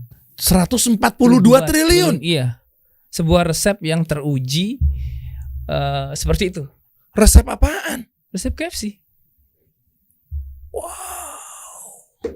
Jadi dari mereka resep ini tersimpan di Amerika Serikat di sebuah bangunan dengan pengamanan super canggih, dengan sinar inframerah, dengan kamera CCTV di mana-mana untuk selembar resep yang sudah lusuh. Gitu. Yang dibawa sama kolonel itu. Iya. Gokil. Nggak bisa masuk dong orang. Nggak akan bisa masuk. Jadi hanya orang tertentu saja yang punya akses ke situ. Ada inframerah, kalau masuk ketembak. Iya. Squid Game. Makanya perusahaan-perusahaan besar tuh mereka bikin premix. Jadi bahkan KFC sendiri kan bikin premix nih di beberapa negara bagian, jauh-jauh jaraknya. Jadi baru dicampur di satu tempat gitu loh. Nah di kelas roti Jepang kita bikin sistem seperti itu. Ada infrarednya? Enggak dong. Enggak, bukan, maksudnya premixnya. Oh, premixnya itu untuk ngejaga supaya resep kita nggak dibajak sama kompetitor. Wah, gimana tuh caranya tuh? Kita bedah nih bareng-bareng nih. Iya. Ini ilmu baru buat saya nih. Iya kan? Saya juga mau buka kelas bisnis senilai 200 triliun ya. Nggak ada yang mau? Ya, bagus. Oke. Terus. Jadi ilmu ini, karena ini kan ilmu riset teruji dengan bahan baku dari 14 negara untuk resep roti Jepang sendiri. Jadi dari 14 negara bahan bakunya, kemudian saya tes di 3 negara. Karena kalau tepung-tepung impor itu kan banyak di Singapura terutama sebenarnya. Singapura, Malaysia, baru di Indonesia gitu loh. Jadi resep ini betul-betul teruji, setiap angkanya itu ada gram khusus yang itu nggak boleh diotak-atik. Oh, jadi nggak boleh ditambah-tambah, nggak boleh dikurang-kurangin. Kalaupun mau ditambah, kita ada di kelas tuh ngajarin teknik penulisan resepnya, range persentase antar sekian sampai sekian, nggak boleh keluar dari itu. Oh, jadi kalau mau dia improve bisa tuh. Bisa. Oh, cuma. Nah itu ilmu konsultan. Jadi ilmu konsultan ini satu ilmu nulis resepnya. Ini bukan ilmu sembarangan. Jadi di kelas manapun roti di 3 negara nggak akan ada ilmu menulis resep. Oke, kalau dia dulunya konsultan bisa dong. Kalau konsultan ilmu di makanan. Iya. Iya bisa. Oke.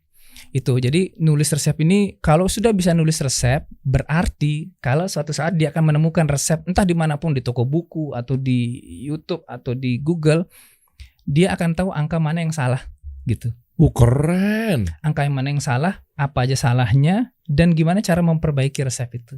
Masalah sama gimana caranya kasih solusi itu. Kasih solusinya itu. Makanya ilmu nulis resep, ilmu memperbaiki resep aja. Saya ngecas kalau misalkan ada yang memperbaiki resep 1 lembar itu 7,5 juta. Di luar dari biaya 15 jutanya. Iya, kalau misalkan itu perusahaan, misalkan dia pengen diperbaiki resepnya, tinggal kasih ke saya perbaiki, ini saya balikin 7,5. Ini baru real konsultan kalau gitu. Iya. Coba chef, tolong dong ini resepnya. Malu juga ya kalau tiba-tiba balik kok lebih banyak coretannya ketimbang.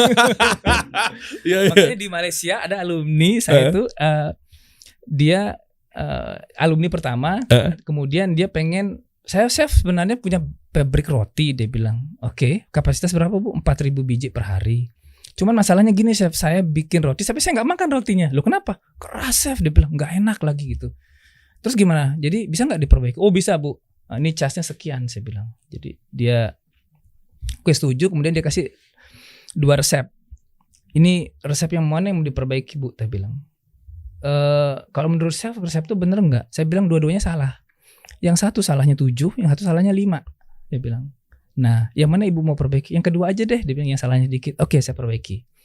Saya perbaiki. Kemudian gini Bu, saya tes dulu, saya uji riset dulu di dapur saya. Nanti kalau sudah bener, saya kembaliin ke ibu. Ada permintaan nggak terhadap resep ini? Dia bilang ada chef, 1 kalau bisa bahan baku diganti yang lebih murah tapi rasanya lebih enak gitu. Oh itu pengen banget tuh pengusaha begitu tuh. Agak berat nih kan di permintaan. Yang kedua, bisa nggak gram adonan itu dikurangi tapi hasil bisa lebih besar. Oke, saya bilang. Ada lagi yang ketiga, dia bilang hasilnya kalau bisa lebih banyak dari resep asal gitu. Oke, saya coba gitu. Kemudian saya tes 2-3 hari gitu. Saya laporan ke alumni, bisa Bu, ini sudah lulus uji, saya bilang. Oke, saya terbang ke Kuala Lumpur, ke pabriknya dia. Akhirnya kita tes bareng-bareng. Jadi begitu roti pertama keluar dari oven, satu keluarga habis makan 1 loyang. Wow. Wah ini chef, dia bilang, ini baru enak banget dia bilang. Dan dia dari produksi 4.000 itu dalam 2-3 bulan kemudian naik sekarang. Terakhir itu ke angka 15.000 per hari, 15.000 biji per hari. Masya Allah, bismillah, luar biasa. Iya, alhamdulillah. Dan terakhir dia bilang kita sudah ke angka 20.000 chef per hari sekarang. Sebenarnya kita ada permintaan nih kalau dipenuhi semua itu 35.000 biji per hari pun bisa sebenarnya. Cuman kita pabrik belum bisa. Jadi mereka nambah kapasitas mesin. Mereka beli mesin baru dari Konik Belanda, lumayan murah harganya 500 juta. Lumayan murah 500 juta gitu. Itu murah ya? Murah itu. Murah ya? Ya sih, Masya Allah. Kayaknya aset studio saya nggak nyampe segitu tuh. Jadi kenapa saya katakan murah? Kalau kita katakan mahal, berarti kita bikin mindset kemiskinan dalam otak kita. Wah, di callback sama beliau nih guys, mantap. Iya. Karena Allah sebagaimana prasangka hambanya. Iya, kalau kita katakan mahal, Allah tidak akan mampukan kita sampai kapanpun. Ubah mindsetnya berarti. Makanya kalau orang mengatakan, wah Haji Furoda mahal ya, 300 juta visanya, murah banget. Apa susahnya bagi Allah mendatangkan kita sekeluarga Haji Furoda gitu loh? Yes. Nggak ada susahnya, asal mindset kita berbaik sangka sama Allah gitu. Makanya saya katakan murah banget Bu, 500 juta. Iya Chef, bener. Kok bisa ya, dia bilang. Saya nggak nyangka bisa beli mesin itu dan bisa memenuhi kapasitas dari 4.000 ke 20.000 gitu loh per hari. Konversinya luar biasa loh. Karena resepnya diperbaiki. Karena setelah itu kan mereka ngundang artis bilang, ya Allah ini bener-bener rotinya beda banget sama yang dulu gitu. Dulu mah keras, harus dikukus dulu baru lembut. Ini dingin-dingin dimakan juga enak, udah lembut banget gitu. Oke. Jadi dari situ kan trust tuh dapat kita. Betul. Nah ini menarik. Apakah memang stigma roti itu harus lembut? Ya oke lah, kita sepakat memang ya udah kalau makan nyaman ya lembut. Cuma maksudnya apakah memang itu menjadi indikator utama sebuah roti dengan dinilai dari kelembutannya? Emang nggak boleh roti kalau keras memang tipikalnya seperti itu gimana? Tergantung negara. Sekarang kita jualan roti itu harus lihat demografi penduduknya. Siapa? Siapa kita dan di mana kita gitu loh. Dan apa yang kita mau buat gitu loh. Kalau kita tinggal di Eropa, yang beli roti lembut mungkin sebagian besar orang Asia pastinya. Makanya di sana harus rotinya dijual yang keras. Iya, yang panjang-panjang tuh kayak di film-film dulu. Iya, dan kasar gitu kan seratnya. Tapi kalau di Indonesia itu dibawa ke sini yang beli paling ekspatriat aja. Kebalikannya. Maka kita harus sesuaikan. Orang pengen apa, pasar pengen apa, kita bikinkan gitu loh. Kenapa di Eropa pengennya keras? Karena gigi mereka lebih kuat. Iya, beda satu di gigi, kemudian yang kedua itu makanan pokoknya mereka. Selain daging kan roti. Oh iya benar. Itu sehari-hari memang kan biasa makan yang itu. Jadi disesuaikan. Gitu. Wah ini menarik ya. Boleh dong buka akunnya Chef Agus lagi dong. Gitu pengen tahu. Sejauh ini udah ada hubungan apa sama misalnya negara, dilirik nggak sama? Kalau di Malaysia sendiri saya sudah diundang dari Kementerian Pendidikan Malaysia. Jadi ngajar di salah satu universitas college di sana itu di Johor, di daerah Tangka namanya. Tangka Johor itu untuk dosennya mereka dalam ilmu roti. Berarti bisa bahasa Malaysia dong? Tentu. Bisa kalau di Malaysia sendiri saya pakai nggak ada bahasa Indonesia keluar. Oh gitu. Jadi masuk Malaysia langsung pure dari mulai bandara tuh sudah bahasa Malaysia. Langsung Upin Ipin tuh keluar ya. Upin Ipin keluar. Lucu tuh kalau bahasa Karena Malaysia. saya nggak boleh menampakkan diri sebagai orang Indonesia di sana. Kenapa? Apa ya? Jadi kita lebih familiar dengan orang sana karena kan merasa ini orang sini gitu. Makanya banyak peserta kelas tuh nggak nyangka saya orang Indonesia. Begitu mereka baca biografi, baru kaget orang Indonesia gitu loh. Karena ngomongnya saya ndak gitu ya. Saya nak. Saya nak. Jom. Jom lah, jom tuh ayo. Iya kan?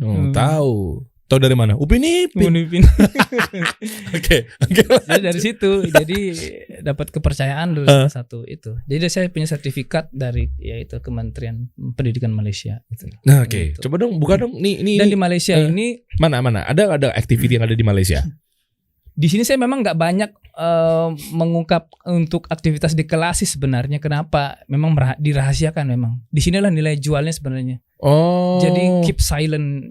Pertama alumninya gimana, kemudian situasi di kelas sebenarnya secara garis besar saya memang nggak menampakkan orangnya. Oke, jadi memang dirahasiakan begitu ya? Iya, karena nggak semua pengen diketahui gitu. Ada yang 7,5 juta juga Chef? Dulu itu, ya yang tahun kemarin. Oh iya tahun lalu ya. Sekarang naik dong ya? Iya. Oke. Testimoni, kemudian di sini sebenarnya ya saya cerita tentang kehidupan juga sih banyak di sini juga tentang anak, tentang keluarga. Oke. Nah, untuk UMKM yang berhasil jalan sekarang itu total berapa? Oke, kita anggap lagi nih lah. Kita fair-fairan. Misalnya ada 5.000 orang yang belajar. Artinya kan nggak 5.000-nya orang juga langsung buka usaha. Ya kan? UMKM Muslim pasti kan dari nol juga apa segala macam. Kalau dipersentasekan lah kira-kira berapa yang jadi tanpa harus sebutin nama-nama mereka karena memang ada confidential dan lain-lainnya. Saya sendiri sih sulit menghitung karena saya sendiri nggak pernah tanya ke alumni ini kecuali mereka sendiri cerita gitu loh. Oke. Karena saya kan ngelola grup alumni ini 3 negara. Pakai apa sih, Telegram apa WhatsApp? Enggak, WhatsApp aja. Emang muat kan 200? Iya kan 257 kan satu ini. Sampai hafal ya, bener. Iya, jadi grup tuh sedemikian banyak dan saya harus quick respon karena pertanyaan tuh masuk setiap saat kan. Ada tim nggak? Nggak ada. Hah? Kecuali kalau pada saat di kelas. Kalau di kelas saya ada 3 orang chef. Jadi saya bagian ngajar khusus teorinya. Nanti pada saat praktek tuh dengan chef di sana semua ada tim. Nah selesai mereka pas waktu praktek saya ngurusin handphone lagi nih. Kalau sudah nggak sempet ngetik saya ada voice note semua ada gitu. Lo emang kenapa nggak hire tim admin atau apa? Takut belum percaya? Bukan takut nggak percaya. Ilmu ini kan ilmu tingkat tinggi gitu loh. Bukan sembarangan yang bisa handle. I mean gini, bukan nggak percaya sama orang ya. Maksudnya nggak percaya. Kan ada orang tipikalnya yang pengennya ngerjain sendiri langsung gitu loh. Iya. Iya. Ada yang seperti itu. Cuman saya sendiri gini, masalahnya kan ilmu riset tentang ilmu roti ini kan nggak banyak yang menguasai di Indonesia. Kecuali orang yang pernah kerja di pabrik tepung gitu. Ya. Di pabrik tepung dan dia berurusan dengan ilmu riset gitu loh. Jadi ketika ada pertanyaan-pertanyaan kritis, itu saya harus quick respon. Apa biasanya? Biasanya nih, ini kan kita kan Chef Agus ini kan kasih solusi lah buat teman-teman yang memang biasanya kan apa marketnya, berarti kan kalau sekarang yang menyimak nih kan lo punya pastry, lo punya bakery, gitu-gitu lah ya, kue-kue apa segala macam kan sama lah ya mungkin ya. Nah artinya biasanya apa sih yang mereka kendalakan kalau udah belajar apa keras? Biasanya sebenarnya ilmu roti ini ilmu yang terlalu mudah sebenarnya. Kenapa? Masa iya? Iya, karena ketika di kelas kan kita sudah all out ngajar, jadi rahasia A sampai Z saya kasih tahu semua, mereknya, beli di mana, harganya berapa, itu ada semua. Ada semua, sampai vendor-vendornya juga dikasih? Iya, saya kasih link semua, all by link. Mantap. Saya nggak jual gitu, saya jual paling beberapa item kecil aja. Jangan-jangan linknya isinya punya antum juga kali, jangan-jangan tokonya. Jadi gini, saya mempromosikan merek-merek teruji selama belasan tahun nih yang berhasil lolos riset itu kepada semua alumni. Jadi kalau mau beli mau gue kesini, kesini. Nggak ada urusan sama saya bilang. Apa boleh bocorin nggak merek-mereknya apa contohnya? Salah satunya yang kalo bikin kayak pengembang gitu misalnya. Iya, kayak misalkan ragi itu SAF kita pakai misalkan. SAF itu gimana tulisannya? SAF. Oh SAF itu gitu, karena itu kualitas paling tingginya. Itu yang kualitas paling tinggi, paling bagus kayak gitu. Jadi kita langsung bocorin gitu semua kita, dan itu tanpa di endorse gitu. Oke. Ini jangan dibuka semua. Kalau pengen tahu ikutan kelas, kasih tahu ntar lu catat. Kan banyak orang nanya kenapa chef nggak minta endorsan. Satu saya bilang, saya nggak bisa begini sama manusia saya bilang. Meskipun dalam hal bisnis kecuali mereka minta. Kalau mereka nggak minta ya sudah, saya promosikan apa yang di riset itu lulus uji. Itu saya akan promosikan tanpa saya dibayar pun saya akan promosikan gitu. Jadi, nah terus saya dapat keuntungan apa? Ya kan gitu. Gini, kalau tidak semua dalam urusan bisnis itu bisa dihitung-hitung dengan versi kita. Ada yang versi value-nya nanti kita dapat nanti. Gitu loh. Contohnya gimana? Kan saya promosi ini sekian belas merek, sekian puluh merek yang kita pakai dan harus pakai itu. Jangan diganti-ganti saya bilang. Diganti resiko tanggung sendiri saya bilang. Jadi saya buka rezeki orang-orang yang kerja di merek itu. Nanti Allah buka rezeki saya dari jalan lain. Min haitsu la yahtasib saya bilang. Jadi bagi saya sendiri, saya mudahkan urusan. Ini kan merek-merek, banyak merek lokal saya buka. Dia punya channel gitu untuk orang beli barang ke situ gitu, ke merek ini gitu loh. Meskipun saya nggak di endorse, it's no problem bagi saya sendiri. Karena saya teruji, karena saya bukan orang bayaran yang mempromosikan merek tertentu based on endorse, tapi based on riset semua. Jadi saya dapat trustnya publik gitu loh. Oke, tapi gini Chef, bisa juga kan cara monetize-nya dengan ngegandeng mereka jadiin B2G, nggak tahu. B2B nggak tahu, ini mindset bisnis ya, nggak tahu mungkin di Chef seperti apa, punya pandangan lain. Misalnya langsung aja ke tadi SAF misalnya, ya kan dia punya ragi terbaik apa segala macam. Kan tinggal gandeng aja, kita tinggal akad di situ. Kalau yang masuk dari gua secara affiliate misalnya, kalau ngomongin digital marketing, agak sulit. Kenapa? Karena ini kan alumni tersebar di Indonesia nih, dari Aceh sampai Papua. Oh khusus di Indonesia aja? Iya, jadi mereka kan beli di TBK, toko bahan kue gitu loh. Nggak langsung ke SAF-nya, karena kan itu kan dia istilahnya supplier. Oh iya. Ini kan udah lewat distributor, agen, ke TBK terakhir gitu loh. Diurus pun gimana caranya susah juga ya? Sulit, karena kan alumni tersebar, kecuali kita beli satu kontainer gitu. Iya. Disebar beda cerita, tapi kan nanti cost-nya, penghantarannya, pengirimannya kan beda gitu. Nggak bisa juga gitu loh. Linknya aja, nggak tahu sudut pandang digital marketing nih. Linknya kecuali, aja, ordernya di sini gitu. Kecuali dia punya ininya, tapi mereka nggak jual sedikit masalahnya. Apa tuh? ya produk-produk ini kan kalau kita langsung ke importer langsung, mereka nggak jual sedikit. Oh iya. Itu masalahnya gitu loh. Oke, lanjut. Ya jadi ya saya promosikan sekarang, saya nyarinya di mana? Saya bilang di online. Karena saya sendiri ngajar di Bandung, base-nya di Bandung itu, saya nggak belanja ke TBK, saya bilang saya beli online, udah Gojek nganterin gitu loh. Udah saya pernah mau bukan apa-apa sih, malas saya keluar dengan macetnya Bandung gitu loh. Oh Bandung sekarang macet banget ya? Macet, dan kita kan ke beberapa tempat, nggak satu tempat kita harus belanja gitu kan, nggak bisa di satu tempat, jadi harus ke beberapa tempat, dan ini ngabisin udah setengah hari lebih. Iya, betul. Daripada saya begini, mending saya jawabin pertanyaan. Karena alumni lagi case darurat nih, udah kalis belum sih adonan gitu loh. Saya harus gerak cepat ngejawab gitu loh. Kalis itu apa? Kalis ini adonannya udah pas belum ngaduknya gitu. Oh, oke. Sebelum diangkat gitu kan. Itu bukan empuk ya. Kalis itu udah cocok udah nih. Pas gitu ya. Sebelum diproses. Iya, sebelum diproses gitu. Itu kan butuh gerak cepat gitu untuk ngejawab gitu loh. Nah, kita quick respon harus di situ gitu loh. Meskipun saya punya tim 3 orang di belakang, cuman mereka kan bukan di bagian jawab pertanyaan nanti. Oke. Nah, gitu. sip, menarik. Gini, Chef, boleh nggak dibocorin? Bukan yang diisi kelas deh, tapi sesimpel mungkin kan banyak nih teman-teman yang minta dikasih solusi ya, buat terkait sama ya bisnis kue, roti dan lain-lainnya. Apa sih hal-hal yang perlu diperhatikan? Misalnya, contoh, ya 10 hal inti lah. Saya nggak tahu nyebutnya apa elemen-elemennya. Misalnya tadi masalah kalis, pengembangannya, apa-apa sehingga layak untuk diproses pemanggangan, bake atau sekarang mungkin. kalau kita misalkan gini, kita mau bikin roti, bikin kue, ini diperjelas dulu dari awal. Mau pakai bisnis atau mau dimakan sendiri. Oke, sepakat nih ya. Kita pilihnya bisnis deh. Oke, kalau kita pilih bisnis, yang kedua target marketnya dulu ditentukan. Kita mau main di mana. Dalam hal bisnis makanan nggak bisa kayak air mengalir.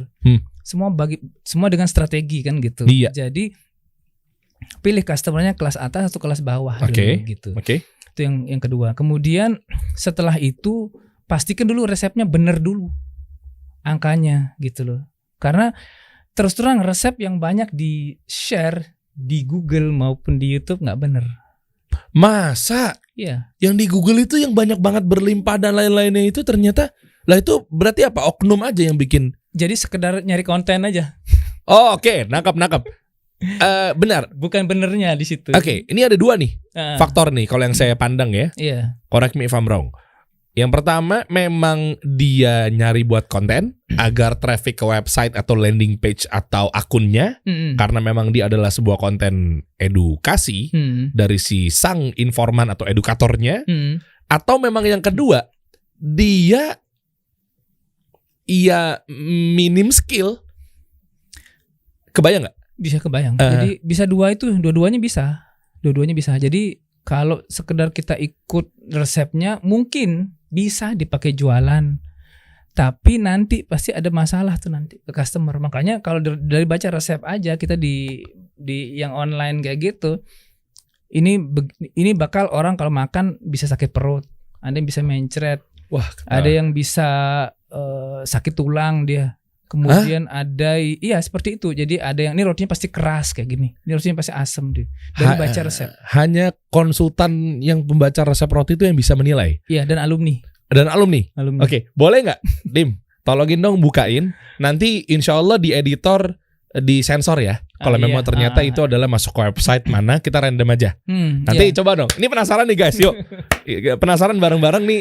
Gimana sih cara menilai seorang Chef Agus yang roti consultant lah ya, semacam itulah penamaannya. Ini tuh salahnya tuh di mana tuh segampang itu gimana caranya?